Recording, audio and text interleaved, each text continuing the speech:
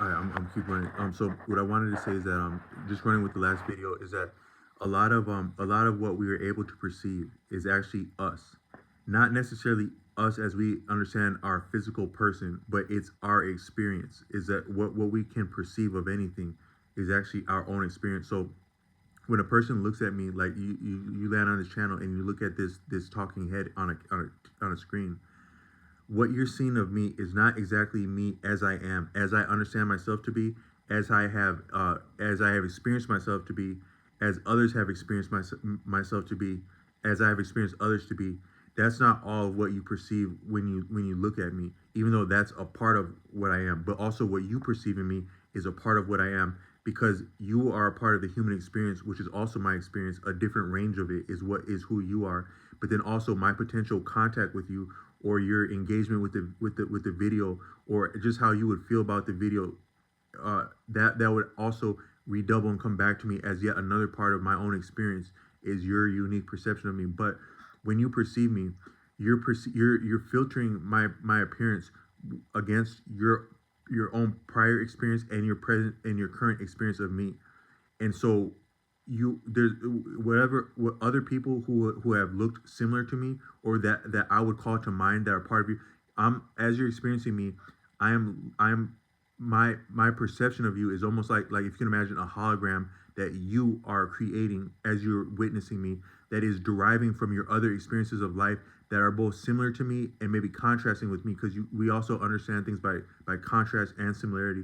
So you are contrasting me and also equating me with other perceptions that I would draw to mind, and that's not entirely conscious, and it's actually profound.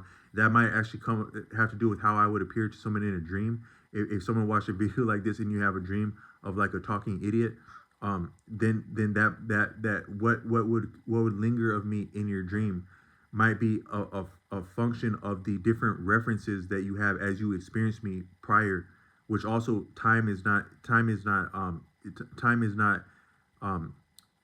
is relative. So actually, did something happen prior, now, or after? Can a little bit be that there's a little bit of it can actually be reason. Did something happen? Did some, so are we going forward in time, or are we going backward in time as we're existing? So when I'm born, right? So when I'm born, am I? It's kind of like, so. Okay, so most people would say that a baby is more valuable than an old man, and even an old man would probably say that. But the baby has done more living. So by living, are we becoming less valuable by living? So we're less of living for living, and the baby is more of living for have never lived. I'm getting, I know what I'm reaching for, but it's difficult to convey that. It does wonder, like, does time move forward? So because sometimes things will give the exact opposite impression of the reality. For example, when you look at this video, it's thought in science that I'm actually, because so your eyes are right here, your eyes are wide open, just a circle. But what makes things stand up and down, that we can make intelligible sense of it? Why do I not come in exactly upside down? It can be reasoned that actually the light actually does hit a person's eye exactly upside down, but the instinct and the reflex of the mind, the perceptual apparatus, is to exactly flip it and skew it so that it's actionable and reasonable and intelligible. But you can say that as I'm existing to you or to a perceiver actually exactly upside down, and then the mind is reasoning with that and flipping that to make it appear right side up. Another example is that we have exactly two eyes. So according to the order Osho, is that were we to be monocular, I might have made that up, monocular. Um, I once had a girlfriend was like, yeah, man, I want to hang out, but I don't want to give you mono. I don't know if she meant that, but uh, I don't know. I just thinking about the word mono, but actually, this reality is actually it's a composite. If anything, it's a lot of a composite, but it appears different. The same one appearing as many is the perception of ordinary life. Regular life is one appearing as many. Enlightenment is many appearing and understood as one. Or you could say ignorance is one understood as many. Enlightenment is many understood as one. That if you can really taste that experience, that's a really beautiful experience. Um, but um uh but but so life would appear like one big blob, and we wouldn't be able to have depth perception and differentiate self and other as we do without the dual set of eyes. That something about having two eyes like that, it gives a perception. So actually, you could say that some of life is facilitated as a like almost like it's facilitated as like like one word might be mirage, um but like a optical illusion. Life is, we make sense of it as an optical illusion, and the spiritual word for that in the text of India would be Maya. Maya is actually the what makes, so I've said in other videos that my life might be counterintuitive. Is actually exactly what you think is exactly what things are not. Exactly what you intend is exactly what you don't get. But somehow, in by intending and getting exactly what you did not intend, you also get a little part of what you did intend, and that's actually to yet contradict the fact that things are counterintuitive.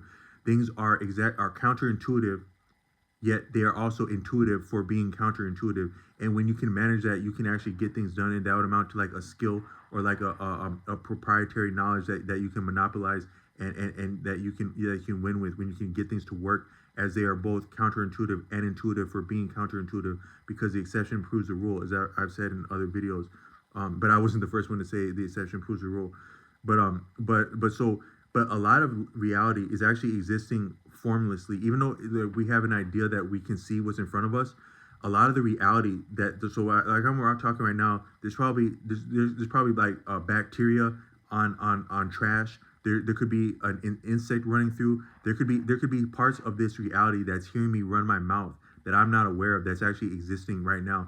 There's things that I own, that I forgot that I own, that are in my possession, but I'm not consciously aware of them. So even as light is falling on the room, and I have a perception of being in the room and being with the room and being as the room, there's a reality in the room that's actually it's actually formless, because it's existing, but to my understanding of form, it's beyond my understanding of form. That might be some of what nostalgia is. So you remember like a period in your life. I had a cool period like maybe 3 years ago where I was getting trained up as a CDL, and it was cool because I was gaining confidence. It was my first time operating as a professional, and with a lot of liability and responsibility, but also the confidence that comes from approaching that uh, uh, properly and handling it properly as I'm capable of. And that was a great experience, and I met some really cool people having experience in doing different things. You have different experiences, and sometimes I have a little bit of nostalgia for that period, because I was listening to like a lot of doo-wop songs, like love songs, and I was actually kind of falling in love with life. Like I would engage all the people on that I would come across, the my coworkers at the base, the staff at the schools, the management at the base, the students I was transporting, all the community, the parents, all range of life. I was engaging all that and like listening to doo-wop songs, and I was content for that period and happy and falling in love with life. The real love is maybe not so much falling in love with one person, but falling in love with life, romancing life. And then when you do have like a significant other in that, it's part of you romancing life. So you go somewhere and you don't just like start laying the moves on someone that you're attracted to. You start laying the moves on the room and on life before coming into the room, and then indirectly you lay the moves on someone that might be cool for you. But I was doing that just with life, enjoying life, like maybe 3 years ago.